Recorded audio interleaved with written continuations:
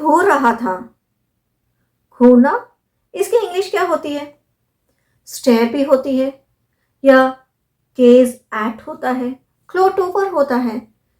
तो कब हम स्टेयर का यूज करेंगे, कब गेज एट का यूज करेंगे, कब ग्लोट ओवर का यूज करेंगे? बहुत कंफ्यूजन है। इंग्लिश में ऐसा ही होता है। हेलो फ्रेंड्स, मैं हूं तरुणा और मैं लाती हूं आपके लिए इंग्लिश लैंग्वेज से जुड़े हुए कुछ इंटरेस्टिंग वीडियोस। हिंदी में एक वर्ड है होना।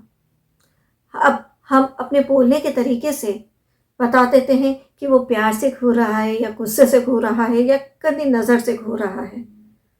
पर इंग्लिश में इसे डिफाइन करने के लिए अलग अलग वर्ड्स हैं। आइए जल्दी से चीज सीख लेते हैं। फर्स्ट वर्ड है स्टेयर। इसका मतलब भी होता है घूरना, नॉर्मली घूरना।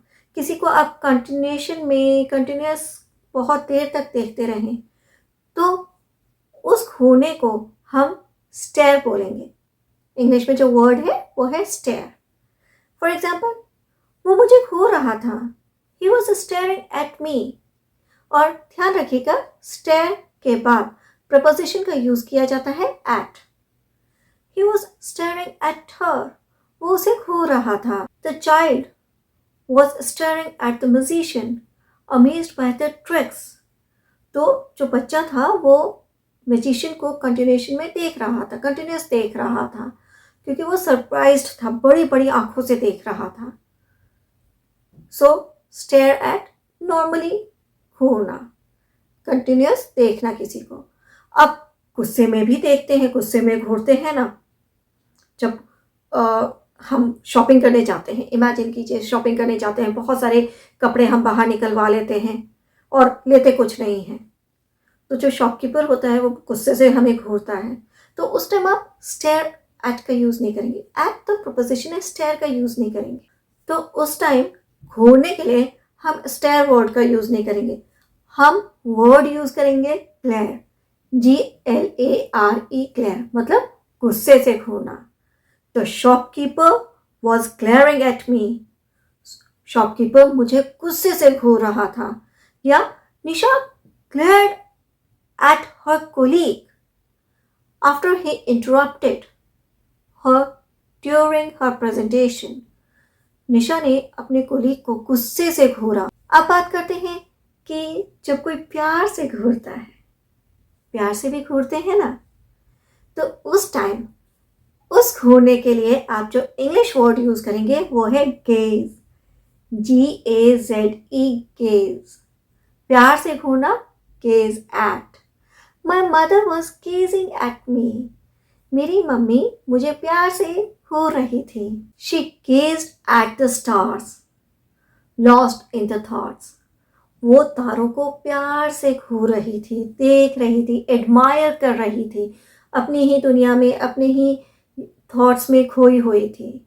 सो जब आप किसी को एडमायर करते हैं, किसी को कंटिन्यूस देखते हैं एडमिरेशन में, तो उस टाइम उस घूरने के लिए आप इंग्लिश में वर्ड यूज करेंगे गेज एट का।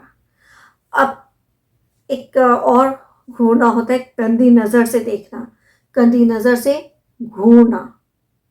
ये भी आजकल बहुत कॉमन है, तो इंग्लिश तो हमें जाननी ही चाहिए कि अगर इस तरह के सेंटेंसेस हमें बोलने हैं कि वो उसे गंदी नज़र से देख रहा था या गंदी नज़र से घूर रहा था, तो इंग्लिश क्या होगी उस समय घूरने की? स्टेयर तो होगी नहीं, गेज भी नहीं होगी, गेज एट।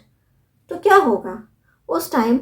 हम जो इंग्लिश वर्ड यूज करेंगे वो है gloat over. That boy is gloating over that girl, वह लड़का उस लड़की को गंदी नज़र से देख रहा है। अब यहाँ पर ग्लोट ओवर का मैंने एक मीनिंग बताया, गंदी नज़र से घूरना, देखना।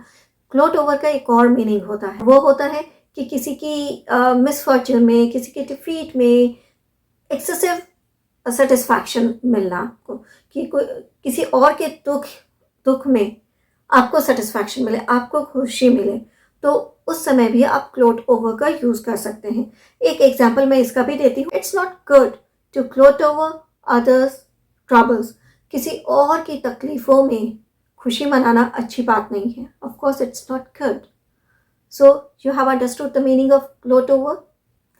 अब आज का जो लास्ट वर्ड है वो खोना तो नहीं है, पर ताक झांक करना किसी के पर्सनल कॉन्वर्सेशन में या पर्सनल लाइफ में ताक झांक करना, तो उसको हम बोलते हैं पीप।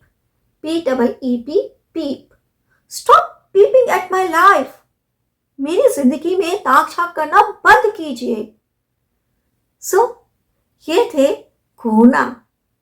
हिंदी में एक ही वर्ड हुआ, पर इंग्लिश में अलग अलग सिचुएशन में हमने अलग अलग वर्ड्स का यूज किया। Stare at, glare at, gaze at, gloat over और पीप। तो अब आप कमेंट सेक्शन में मुझे ये बताइए कि आपने कब किसी को गुस्से से घूरा था, या किसी ने कब आपको गुस्से से घूरा था। अब आपको पता है ना कि गुस्से से घूरना इसकी इंग्लिश क्या होगी, तो कमेंट सेक्शन में मुझे बताइए अभी। आई एम श्योर ये छोटा सा वीडियो आपको अच्छा लगा होगा, आपके लिए इंटरेस्टिंग होगा और इन्फॉर्मेटिव भी होगा। अगर आपको आज का वीडियो अच्छा लगा तो जल्दी से लाइक कर दीजिए और शेयर कीजिए ताकि व्यूज बढ़े, दूसरे लोगों को भी ये चीज़ का पता चले। अगर आपने हमारे चैनल को अभी तक सब्सक्राइब नहीं किया है तो अभी कीजिए, बेल आइकन को प्रेस करना मत भूलिएगा, क्योंकि तभी आपको हमारे अपकमिंग वीडियोस के नोटिफिकेशन इमीडिएटली मिले। तो मैं मिलूंगी आपको नेक्स्ट वीडियो में कुछ ऐसे ही एक इंटरेस्टिंग टॉपिक के साथ।